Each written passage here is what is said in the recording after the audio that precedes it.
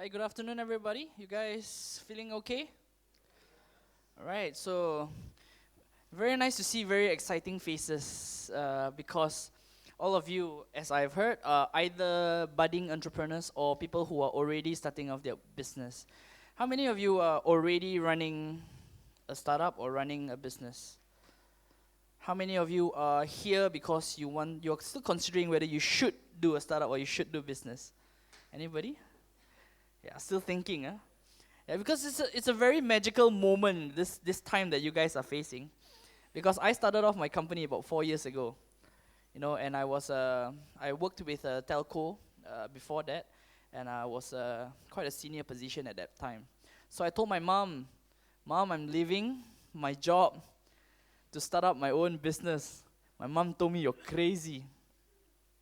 And until today, 4 years later, my mom still doesn't understand what the hell I'm doing. It's like, I don't know what to tell my friends when they ask, what's your son doing?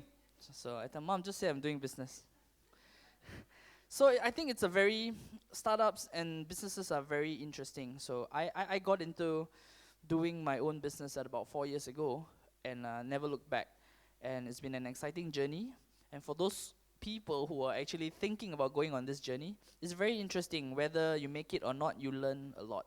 And whatever you learn is something that's going to be valuable for you to take back if you go back into the working environment. All right, today I'm going to talk about something that I do, something that I'm pretty sure I'm pretty good at because I'm making a lot of money doing it. So I'm just going to talk about advocacy and social media.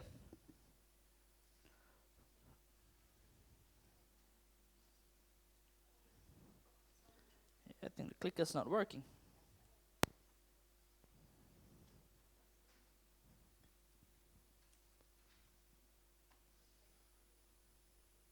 Yeah. All right. So advocacy is when people talk about your product or people talk about your startup or people talk about your app. So why advocacy? Now, very simple explanation of what advocacy is when you want to deliver a message that can be stronger than your product. Okay, this is an example of a product that I came to take notice about a year ago. And I mean, I don't use the product, but what got my attention to actually look at this product was I was walking down a mall one day, and this is what I saw. It's like, what the hell, Justin Bieber and acne. But you see, when you see stuff like this as an advertiser, when you walk down, if you are a retail person, as you're walking down a mall, what are the things that you notice? All right, if there is a product banner, you don't stop and look. All right, but when you see Justin Bieber, you say, what the hell is this? So your product gets a second look, your product gets a second thought. All right, that's why people use a face to the campaign. All right, so not only Justin Bieber, right? Maybe it would not relate to the people here because some people hate Justin Bieber. So if you look at it, it's like, okay, right? But you see, brands in Malaysia like Celcom, they use people like Usain Bolt as the ambassador. So when you see Usain Bolt on the billboard, you take a second look. If you see Celcom, it becomes a blind spot. You drive past it every day, and like, who's gonna see Celcom territory? But then you see Usain Bolt, it's like, wow, he just won this race. So you associate yourself to the brand. Now that's what advocacy is all about. Right? Advocacy in Malaysia, brands already use advocacy. The bigger brands, people like your Nestle's, Body Shop, a lot of the FMCGs use advocacy. Okay? But advocacy is not something new. The usage of brand ambassadors for products is already very widely used. Now, what is different is when I started my business 4 years ago, this landscape changed a little bit. Now, 4 years ago, you would take a brand ambassador to be the face of your product. Okay, you say, oh, buy Kit Kat, So those are what happened in the past, in the traditional media, maybe ongoing for like probably 30 years. That's what's been happening. But as of 4 years ago, you realize a spike in social media in Malaysia. So a lot of people became popular for no good reasons. I mean, really, we don't know why some people are popular on social media. It's either they're irritating or they are disgusting. But you know, they become the social media trends. They become big. So who are we to say that these people are bad or these people are lousy? You know, when another 300,000 people are actually following them and saying that they are good. So are you actually cheating yourself by saying, no lah, I don't want to associate myself to a person that is trending for the wrong reasons? Or do you want to follow the trend and be somebody that's helping the trend, this person become a good trend? So it's always two schools of thoughts. Now, what happened 4 years ago? In 2011, usage of social media for advocacy has become incredibly popular.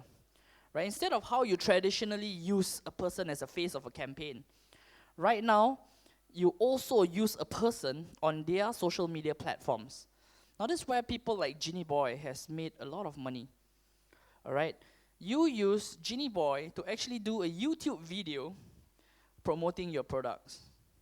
Okay, it's not cheap. All right, Ginny Boy charges 80,000 per video. Right, his cost is probably 15,000. So imagine 65,000. He makes 10 videos a year. He makes 650,000 ringgit. So that's how big social media advocacy has become in the past 4 years. All right. Now I give you an example of what are kind of numbers you're talking about when you talk about social media advocacy. Now, Ginny Boy is the most subscribed personal YouTube channel in Malaysia. Overall, he's number 2 because Astro Gempa is number 1 in terms of most subscribed channel. Jin is number 2 with 554,000 subscribers. And he gets an average of 1,800,000 to 1 million views per video. Now, judging from the fact that in this crowd today, I see an 80% very Chinese crowd. Okay, I'm actually Chindian, but I'm focusing on working in the Malay market. All right. So there's some names I'm going to show you now that a lot of you have not even came across. I'm just going to open your eye to something that I discovered 4 years ago that has made me a millionaire. All right. So there's this guy in Malaysia. He's a comedian called Zizan Razak. Zizan has 3.5 million likes on his Facebook page. He's the number 1 most liked Facebook page in Malaysia. You have Lisa Surihani, who has 2.7 million followers on Twitter. She's number 1. At one stage, she was fighting with the Prime Minister. You know, Prime Minister was 1, she was 2, she was 1, he was 2. Then she just overtook. Prime Minister stopped somewhere. I wonder why. All right, so, yeah. Yeah. Maybe they I don't know. We shall leave that topic out today. We're not talking about that. All right, and we have Nora Danish, which is also an actress, which has 2.3 million followers on Instagram, which is the biggest Instagram account in Malaysia. All right, so these are the kind of numbers that you're talking about advocacy. Gone are the days when you're trying to talk to 10 people or 15 people or 100 people or 1,000 people. You know, digital media has now become a space where you can compete with traditional media. I can help your brand reach out to 1 million people, 2 million people. I can use 10 people to talk about your brand, and you can reach out to 5 million people, 10 million people. Now, traditional media does not allow you to do that, right? The biggest, for example, if you want to buy a front page ad in The Star, I think it's, 80,000, 60,000, I'm not sure. I've lost count of those numbers 4 years ago. Yeah, and the subscriber base is, 50,000, 100,000 people. Right? You cannot compare with what you're trying to connect on social media. Okay, and on social media, the downside is that on social media, you're targeting people very widely from the age of 13 right up to 35. Now, above 35, like people like my mom and my dad, they started using Facebook 2 years ago. So it's a little bit less. And even if they see something they click, they might not understand what they're trying to read. So I'm not saying traditional media doesn't work. It still works. It depends on who you are targeting. But if you're targeting to the young crowd, it's undeniably correct to say that digital media is the new front. Now, when I started off my business 4 years ago, companies were spending 10% of their marketing budget on digital media, 90% on traditional media. Today, half of my clients are spending 70% of their budgets on digital media and 30% on traditional media. That's how the shift has become. So digital is the way to advertise. All right, so scenarios on how startups, so since we're on a startup and entrepreneurs level, I'm just going to show some examples of how startups use advocacy. This one everybody knows, I know they secure big budget, of course, they can do anything they want. All right, so MyTaxi wanted to engage with the Malay segment.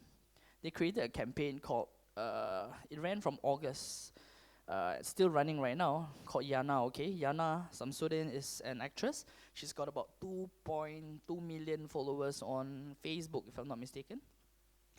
And basically, right now, if you use her promo code, on MyTaxi, you stand a chance to actually hang out and karaoke with Yana.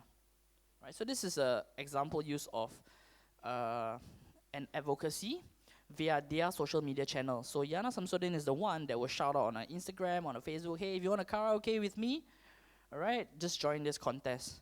Now we will think that a lot of people were not open to this this methodology, simply because in Malaysia, right, there's two kinds of people, the urban kind and the suburban kind. The urban kind mostly are the people who are here today, all right, which is sad to say.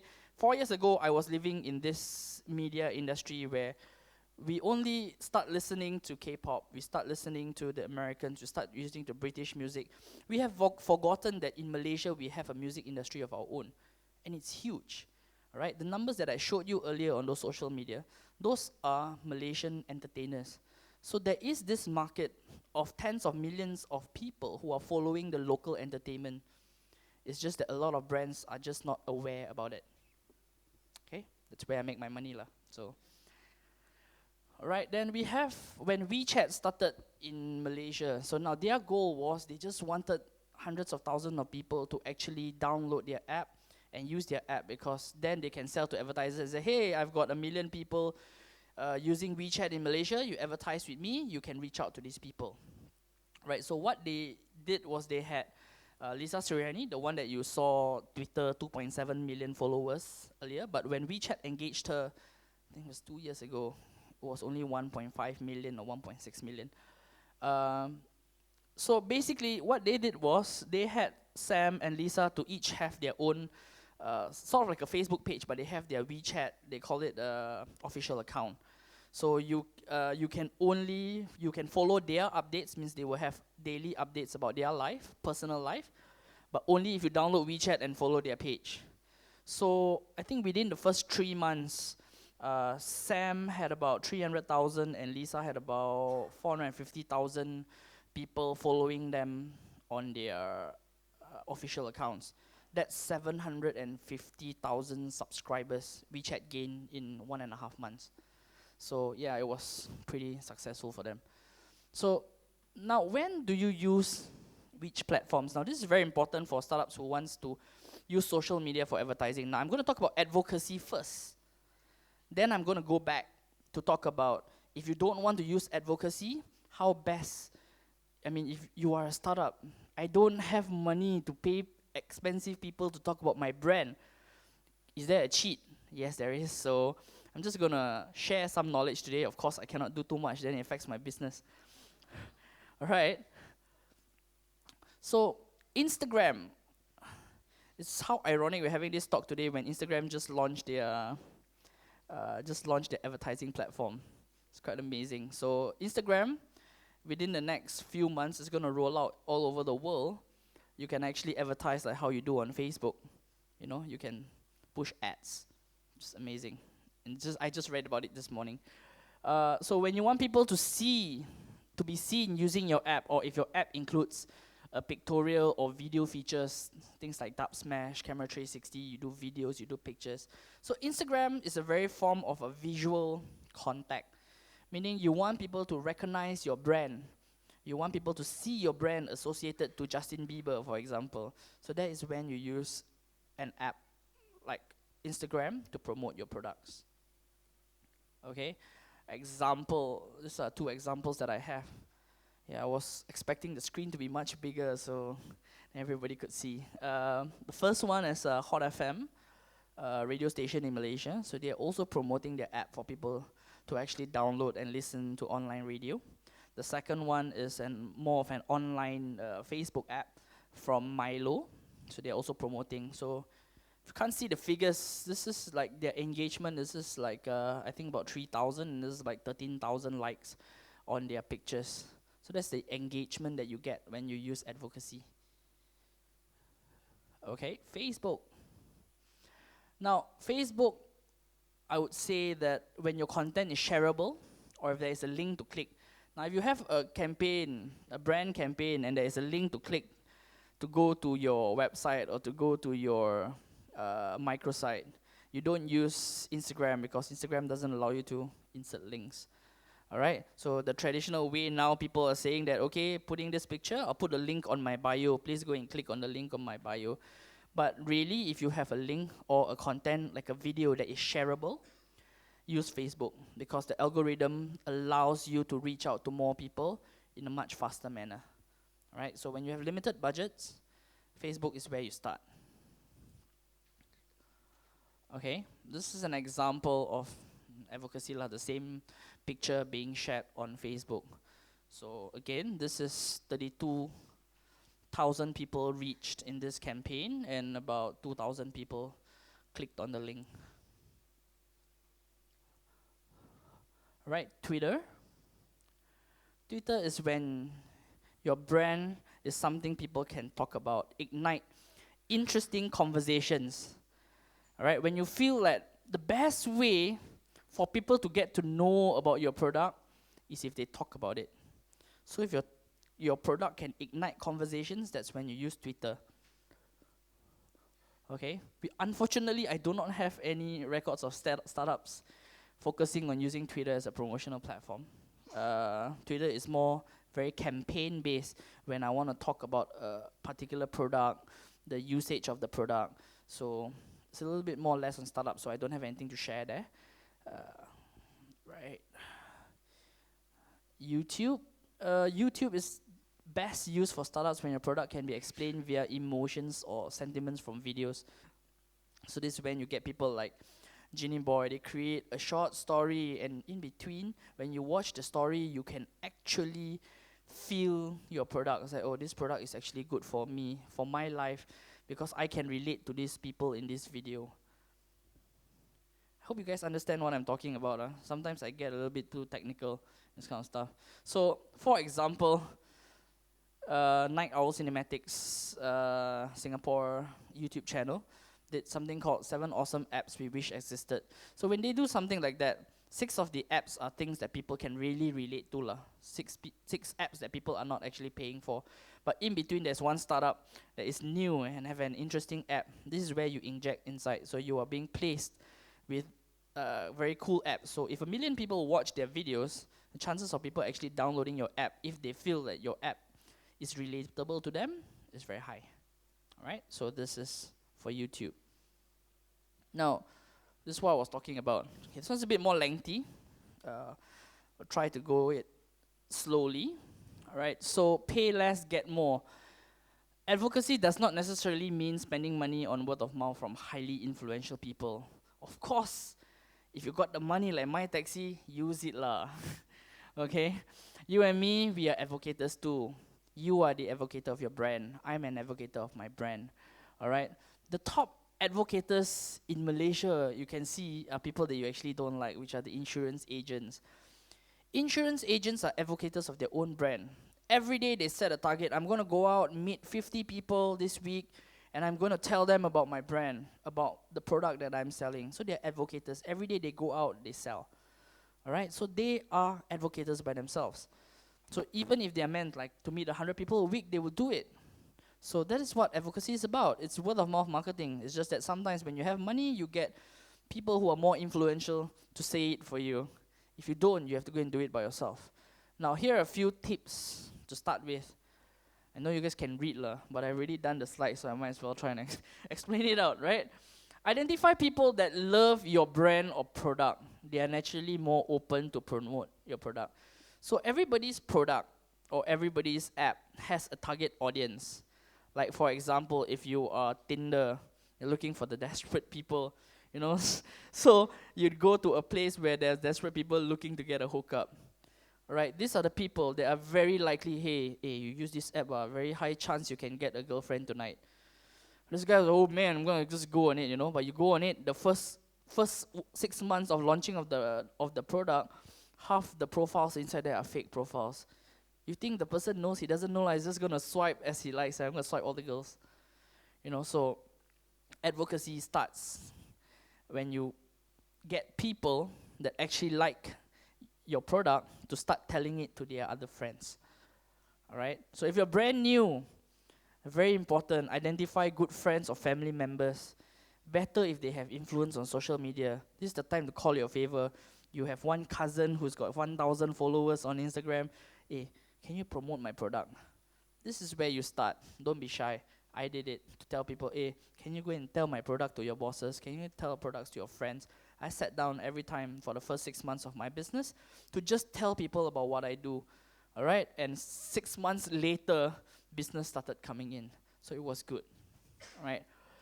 Very importantly, do not try and ask people to do things for free, because then you will build a negative sentiment towards your brand. Especially if you know someone that's a very popular blogger. Don't say, hey, can you do this write-up for me? I'll be friend, long time friend. Just do this write-up. They probably do it for you once. But after 2 or 3 times, right, they're like, oh, this person trying to take advantage of me. All right? If you have some marketing budget to spend for people to write about your product, spend it. Build this relationship, right, with bloggers in Malaysia, for example. They are not asking you to spend, oh, you give me 500 ringgit, I do an editorial for you. If you get the right relationships, build a friendship with a blogger, you say, hey, I don't have 500 ringgit right now, but maybe I have 1,000 ringgit to spend over the year. Maybe you can continue doing write-ups like 6 times, 7 times for me about a year, give you 1,000 ringgit. A very high chance you're going to strike one influential blogger that will help you do that. All right? But that is based on your own PR lah. When you have money, then you hire a PR agency to do it on your behalf. So that's a different level. Okay? If you have started to build a small following, we call these people the brand insisters. People who start loving your brand, they want to continue using your brand. Now, these people are the best form of advocacy. Means they believe in your brand, they like your brand. Now you just tell this person, hey, I'm going to give you this product. Can you promote this product to your friends? Okay, so this person automatically, yes, because I love your product so much, it works for me. I'm going to tell my friends about it. And in return, I get a free product. So that is something like multi-level marketing lah. Okay? Alright, so reward, because, use them as your advocates, because a recommendation from a brand and sister, a person that believes in your brand, believes in your product, is 10 times more powerful than any ad that you're going to put up. Okay? Now reward your members for helping you spread the word. They deserve it. So whoever your friends are that's helping you build advocacy, telling their friends about your product, find a way to reward them. These are the ones you appreciate, yes.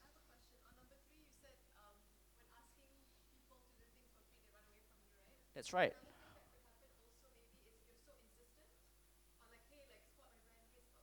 Yep. Shun them away, yeah. Okay, all right. So you don't want to do something that is very hard sell. In Malaysia, it's a taboo, right? A lot of brands don't understand this. I don't care, I just want 1,000 articles out on my brand. But for a person that is a user, if I'm going to see your brand again and again straight on my face, it's going to get very irritating and disgusting.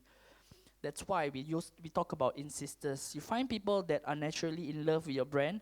Whatever they are going to say, right, is in their own words. It's something that they believe in, all right? And when it comes out as a story, it's something, honestly, if you go and look on the blogs these days, you read 2 paragraphs, you know that if this blog is being written by the blogger himself, or it's being written by the PR agency feeding them with an article.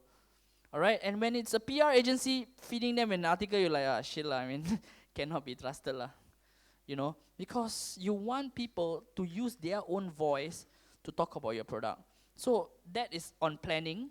In terms of how much they talk about your product, that is planned. So you cannot keep going back to them every month using the same person. So you have to use different people where it reaches out to different people so that you don't hit the same person on the face 10 times a month. Does that answer your question? Okay. Right. Just a couple more slides, I think. Let's see. All right. Just going to teach you based on platforms, a little bit tips and tricks if you are going to use social media as your marketing tool. Right now, Instagram, right? Identify hashtags. These are for startups which are new and currently growing. Okay? When you have the money, again, leave it to the experts. All right, but if you start, look for hashtags that are relevant to your product. Okay, so if you go and search now these days trending topics on Instagram, some people are very irritating lah. You search for a trending topic that is like Malaysian food fiesta, then you go and see, you will see some pictures that has nothing to do with Malaysian food fiesta, but because it's so popular, everybody's clicking and want to see what's in Malaysian food fiesta, then people will actually see your postings. Okay, but that's a trick. All right, you put 20 most trending hashtags, right? So use the ones that are relevant. Those are the best. So like for example, if you're selling cat food, so you do kucing or kucing happy, or these are the hashtags that you want to put on your post because people who wants to see cats will actually click on it and go and see. Now, the most popular for me in Malaysia right now is actually baby products. There are a lot of startups doing Instagram shops selling baby products in Malaysia right now. So they have this baby kids hashtags that when you click, you see so many Instagram shops selling and they sell you below market price from the retail outlets outside. And it's very effective. I've seen a lot of Instagram shops, these people who are students, 21 years old, starting off an Instagram shop selling strollers. Now they own a whole big shop like a retail chain selling baby products. It's very, very big market to start online. Okay, so yes, identify hashtags. That is where you can latch on popular hashtags to sell your products. Right, Facebook pages, again, like I mentioned earlier, is the best way to start, simply because of the algorithms of Facebook's advertising. You can grow your following even without advocacy. You can reach out via ads. Learn about Facebook algorithms. If you understand Facebook algorithms good enough, there's a way to increase without spending too much money. All right? That will help you build your brand on Facebook faster and better. Yeah, that's what I would use. All right, on Twitter is very tricky. All right, so a lot of people, the mentality is that, when I'm having a product, I should have an Instagram account, I should have a Facebook page, I should have a Twitter. But if you don't understand these platforms, right, you gotta think again whether you want to use these platforms or not, because people who are on these platforms are very serious. If you are selling something via Instagram, if you are not responsive when people comment or when people post something or when people send you a private message and you take 5 days to reply, people are not going to buy from your site. If you are on Twitter and people ask you a question, you do not respond within 2 hours, people are just going to bash your tweet handle. Hey, look, why are you having a Twitter if you're not going to respond to me? Okay, you have to understand these platforms and the mentality of people using these platforms. So it comes boils down to the mentality of some of my clients coming back to me, I want to have an Instagram account. The question is actually, so do you have a plan on what you're going to do Instagram account? No lah, I just want to have because I just want to post some pictures there lah.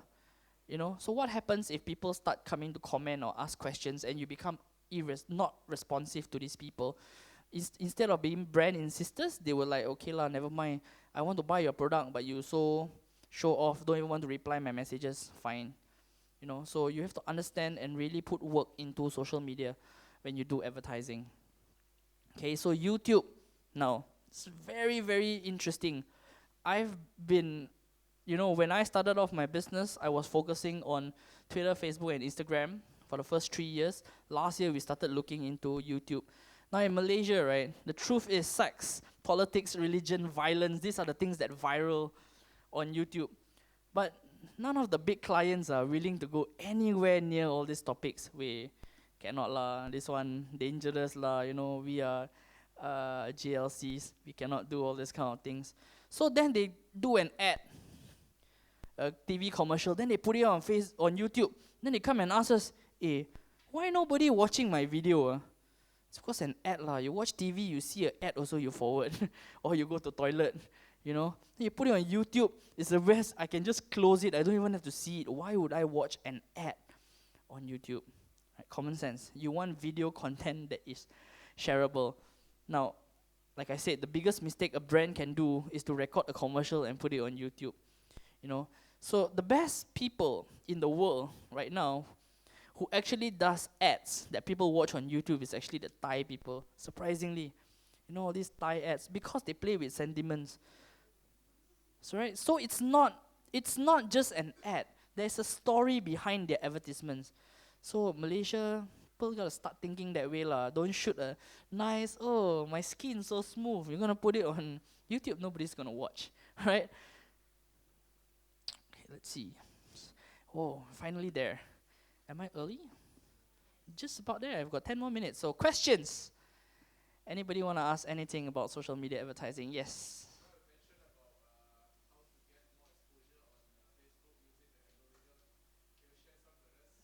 Okay, now, uniquely, Facebook pages, if you create a Facebook page, right? If you have 1,000 people following you, each time you post something,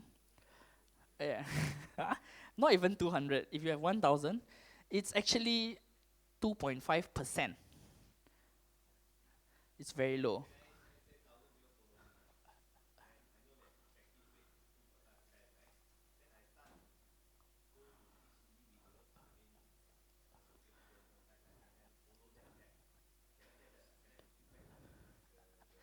All right, so that's a good question. Now, 2.5 is where it's at about average lah. Okay, it fluctuates, it goes up and it goes down, depending on how you do it. That's why I say it's understanding the algorithms of Facebook. Now, when somebody states, how do you get more viewers on a Facebook page? So when somebody likes your content, naturally you are exposing your content now to their friends. That's how it works. That's the algorithm. If I like your content, my friends will automatically be able to be exposed to the content. So now the more people like, the bigger your base becomes. Alright? When nobody likes, then nobody is watching lah. Okay? So now, the stupidest thing anybody can do is to buy likes for their Facebook page. Now let me explain to you why. Yes, my boss say I must have 10,000 likes before the end of the year.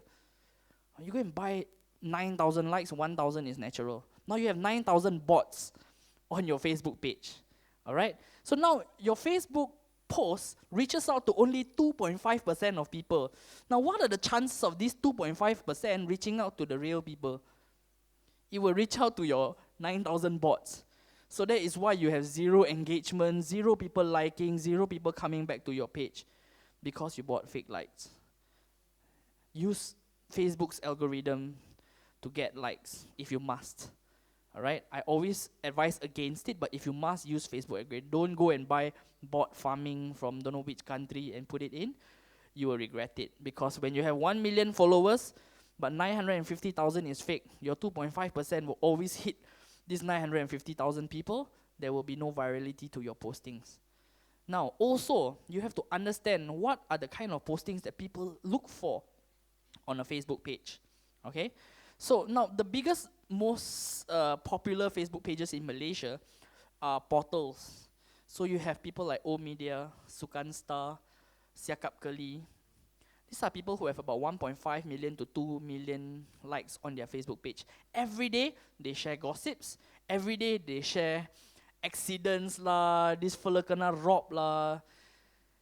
So you will see all this. Or even politics stuff, when Najib says something, they post up. Why? Because these are the things that people will come back and comment, come back and like. It will increase their 2.5% to maybe 10%.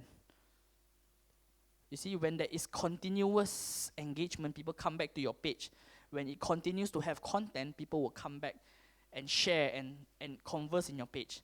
Now, the other way to do it is that when people start commenting on your posts, reply, like, converse with these people, because these people are there commenting because they want to connect to your page. They want to connect to the person that is putting these postings up. But a lot of brands forget that, I just put up this is my promotion this month. That's all.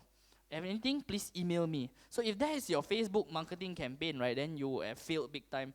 Because the people that now they come and comment one time, you reply them, they reply you again. That's increasing your algorithm all over again. Understand? So your exposure becomes bigger when there is more activity on your page. So that's understanding Facebook algorithms. I hope I answered your questions. Yes, back there. Alright, so yes, boosting posts, that's why I mentioned earlier that Facebook is actually the cheapest way to actually reach out to people. So boosting posts, the best way is to reach out to the people who like your page and their friends, because you have the right people. Yes, so okay, locations and all, it's targeted marketing lah. So you can target it based on an age group. If your brand is age group based, then you have to use age group marketing. If not, you would want to use that base which is currently people who are liking your page and then their friends, because you know they are of the same demographic. Chances of hitting them is much higher. Okay? Yes.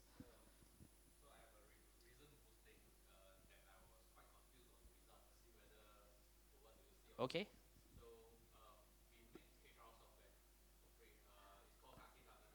Okay.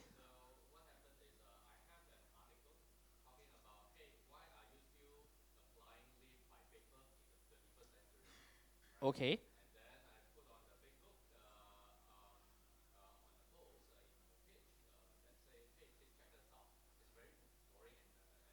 Yep.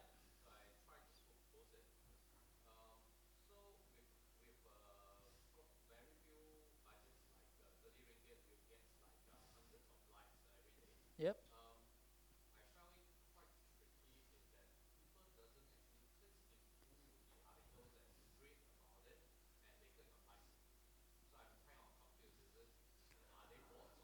Uh, there is a chances that these are bots now.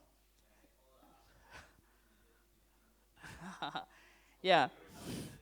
So, okay, let me get back to let me answer your question. Alright, so you said like, shit, I'm buying likes. That's why I told you just now, if you don't have to buy likes from Facebook, don't. Okay, even if it was from Facebook, don't. Why? It's because that when you have bots on your page, right, you say, I buy from Facebook, ma, this page likes. How can it be wrong? Alright, where are these likes coming from that are from all over, like from Indonesia? Where are these people coming from? Right now, even these bots have to be smart, because Facebook is also not stupid lah. Okay, so basically what Facebook does is their algorithm checks, is this person is just a stagnant profile. For 2 months they will investigate. If this is like Faising kind of names, they are bots. So Facebook is going to clean them out. But if these bots are built to today like these 2 posts, today like that 2 posts, tomorrow like these 2 posts, next week like these 5 postings, it becomes, this bot as a mind of its own. It's actually liking posts, actually leaving comments. So it skips Facebook's algorithm. So this is where the bots are coming from. So these bots might not be real people. So if that answers your questions, yes, sometimes you get these likes who are not genuine. So that is why, for me, the best way is to build your base through people that are insisting on your brand and they are friends, rather than you just build a very big targeted campaign.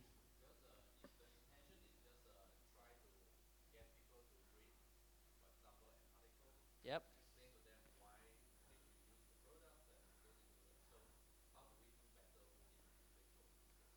Uh, that is a question that requires thinking of how a campaign should be run. I don't think I can answer you offhand like that. But I would say that is why sometimes you use real life scenarios. You have to have a topic which people are interested to read about. So when I go and read about, this person, for example, a HR crisis in Malaysia, this person is being sacked. Do you know if your bosses are bullying you? Are you getting what you are supposed to get at work? So people will click on these articles to read because it's something that they want to know about HR. After they read, maybe they say that there's a last paragraph that explains, hey, being exposed to this, we from this company have this software which is for your HR. You can adopt this. You know, if you're targeting the right person, people will read. Yeah, even I'm looking for HR software, so okay. Sorry. Yes, that's right. Yes, there is. Unfortunately, it's paid, but I think it's quite cheap. It's called Post.so, Post.so. You can check that out. You can manage up to 10 Instagram accounts. All right? Yes.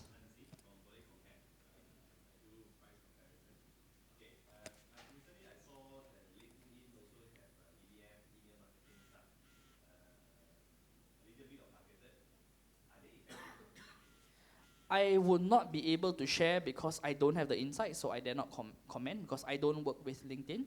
I am more using of the social media platforms that I have shared. So those I would be probably able to answer more. On LinkedIn, maybe I can't comment. Sorry. Yes. Post.so. Yeah, posto.com. Yeah, I can't remember it because my team uses it, so I I don't check it that often anymore. I just pay the bills. Okay. Any other questions? I think she's signaling that it's almost time. So take two last questions from the girls. Okay. One last question. Okay. Yes.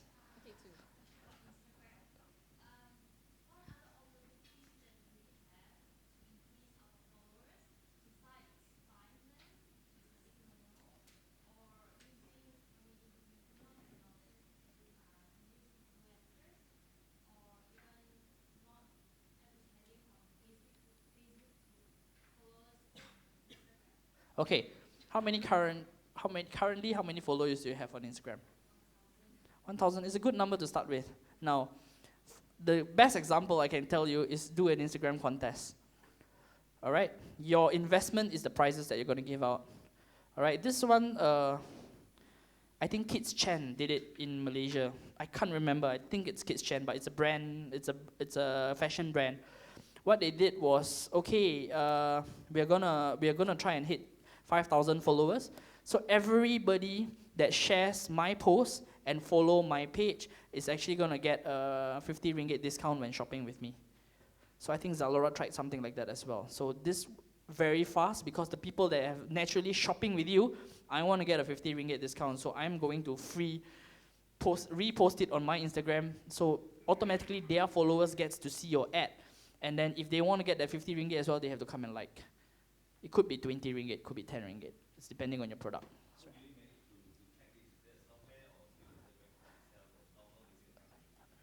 Depending, what do you want to track?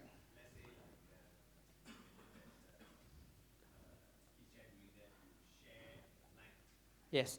So there are tracking tools, very, very precise tracking tools, which I cannot tell you what they are because this is the nature of my business. So there are very specific tracking tools to track Twitter and Instagram in Malaysia.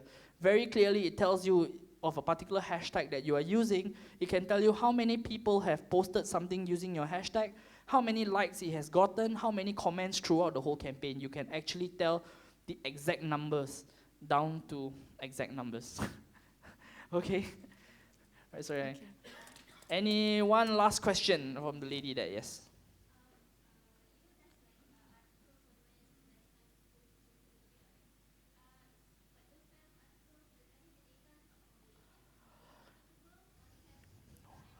Well, put yourself in the shoe of the user.